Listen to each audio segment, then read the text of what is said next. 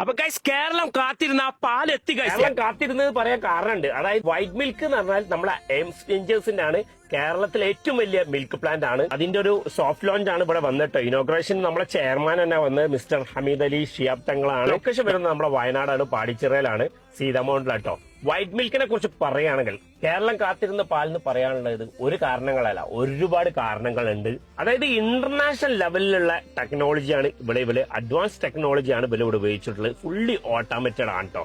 പിന്നെ പറയേണ്ട ഒരു കാര്യങ്ങളൊക്കെ കരവർഷങ്ങൾ ഏൽക്കാതെ, അതായത് നമ്മളിപ്പോ പശുവിനെ കറക്കുമ്പോൾ നമ്മൾ കൈയിടണം, ഇതൊന്നും ഇല്ലാതെ ഫുള്ളി ഓട്ടോമാറ്റിക് ഒരു മെഷീനിൽ കറന്നിട്ട് ആ പാല് വരുന്നത്. പിന്നെ ബോട്ടല്ല അവർ വരുന്നത് നമ്മളെ പ്ലാസ്റ്റിക് കവറുകളിലല്ല. പിന്നെ ഇവരെ പാലിനെ കുറിച്ച് പറയുകയാണെങ്കിൽ, വൈറ്റ് മിൽക്കിനെ കുറിച്ച് പറയുകയാണെങ്കിൽ 100% പ്യുവർ കൗ മിൽക്ക് തന്നെയാണ്. ഇത് കൂടാതെ തന്നെ നെയ്യ് വരുന്നുണ്ട്, യോഗട്ട് വരുന്നുണ്ട്, കേടൊക്കെ വരുന്നുണ്ട്. പ്രൊഡക്ഷനും ഒക്കെ നോക്കുകയാണെങ്കിൽ സിംഗിൾ ബീഡ് കൗസ് ആണ്. അതുപോലെ ഫാം ഫ്രഷ് പ്രീമിയം ക്വാളിറ്റിയിലാണ്. പിന്നെ fully advanced modern technology guys. നമ്മളിപ്പോ ഒരു കമ്പയറിസ് ഒക്കെ കൊടുക്കുകയാണെങ്കിൽ നമ്മുടെ കേരളത്തിൽ ഇതുപോലത്തെ ഒരു പാൽ കമ്പനി ഉണ്ടാവില്ല.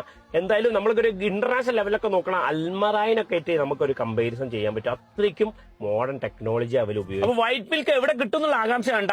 ഓഗസ്റ്റ് 1 മുതൽ കോഴിക്കോടും മലപ്പുറം ജില്ലകളിലും നമുക്ക് ഇത് അവൈലബിൾ ആണ്. ബാക്കിയുള്ള കേരളത്തിലെ എല്ലാ ജില്ലകളിലും ഇവരിപ്പം ഉടനെ വരും. അപ്പൊ ഉപയോഗിച്ച് നോക്കിയിട്ട് ഫീഡ്ബാക്ക് പറയണേ. വൈറ്റ് മിൽക്ക് എന്ന് പറഞ്ഞാൽ നമ്മുടെ കേരളത്തിൽ ഒരു സംഭവം